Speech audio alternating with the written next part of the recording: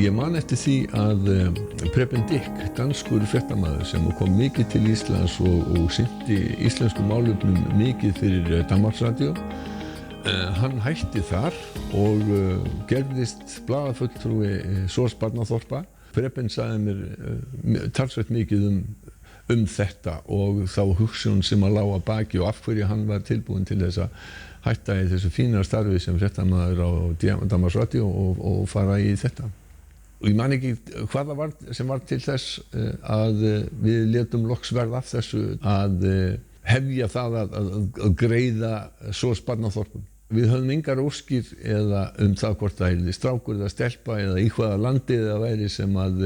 við létum það algjörlega í hendur SOS Barnaþorpa og þau völdu það að styrkja lítinn strák í Eþíópíu og við höfum síðan fylgst með honum þó að við höfum ekki ætlast til þess af hálfu SOS Barnaþorpa. Ég sagði upphaflega þið þurfum hvorki að eyða frímerkjum, pening eða tíma í það að láta mig vita ég treysti ykkur fullkomlega fyrir þessu litla mánaðarlega framlagi og ég vil bara að það sá peningur nýtist sem allra best. En hefur það gert eitthvað fyrir ykkur að fá fréttir af þessu einstaka barni og mynda kannski einhver tengsl? Sko, þetta gerir þetta persónlegra að sjálfsögðu í staðinn fyrir að þú sért að styrkja samtök þá hefur þú tilfinninguna að þú sért að styrkja einstakling. Við erum ekki einu styrktarforeldrarnir en við vitum það að okkar litla framlag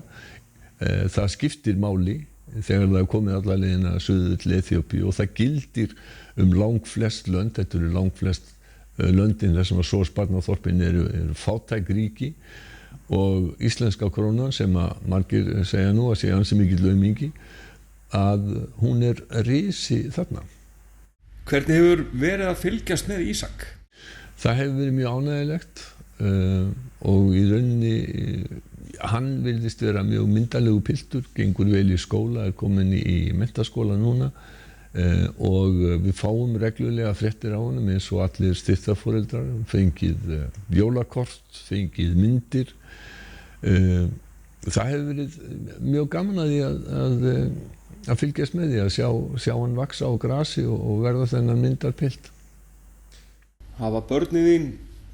haft gaman af því að fylgjast með uppvexti stráksins? Já, þau hafa alltaf verið meðvituð það að við séum að styrkja barn út í heimi og hafa séð myndir á honum og ég hef stillt upp myndum á honum og ég hef haft mynd af honum í vinnunni hjá mér eins og eigin börnum og barnabörnum svo maður muni það að það er fólk sem hefur það ansi mikið verra heldur en við Íslendingar auðvitað veit ég að það eru margir á Íslandi sem búa við aðstæður sem er ekki nægilega góðar en við sem þjóð við erum hinn heppnu, við erum 5% í heiminum, við erum þau ríku, við búum við kjör sem að 90 eða 95% heimsbyggðarinnar myndu gjarnan vilja búa við og það er skylda okkar, finnst mér, að láta eitthvað af hendi rakna til þeirra sem að minna mega sín og það eru kannski ekki allir sem eru aflögufærir en allir geta lagt eitthvað fram vonandi og við sem erum svo heppin að geta það er bara beinlínis skylda okkar þó þetta sé ekki há upphæð þá nýtist hún afskaplega vel þegar hún er komin á áfangastað. Þú hefur notað ýmsar leiðir og tilefni til þess að styrkja SOS Barnaþorpin. Segðu mér frá nokkrum. Það hefur verið þannig að ég hef stundum verið beðinn það að flytja kveðjur eða gamanmál eða eitthvað við ýmis tækifæri hjá fólki sem ég þekki ekki, kannski brúðkaupi, kannski fermingaveislu og stundum hefur fólk boðið með greiðslu fyrir. Ég tek ekki þá greiðslu, ég rukka aldrei fyrir það neitt annað heldur en ég segi að fólk getur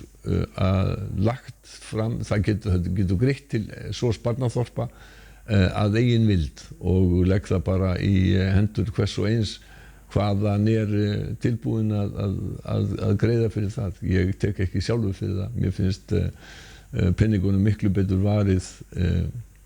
hjá einhverjum sem þarf á honum að halda. Og það yljar manni hjartarætur að vita það að þessi litla upphæð, hún kemur að gagni og hjálpar öðrum.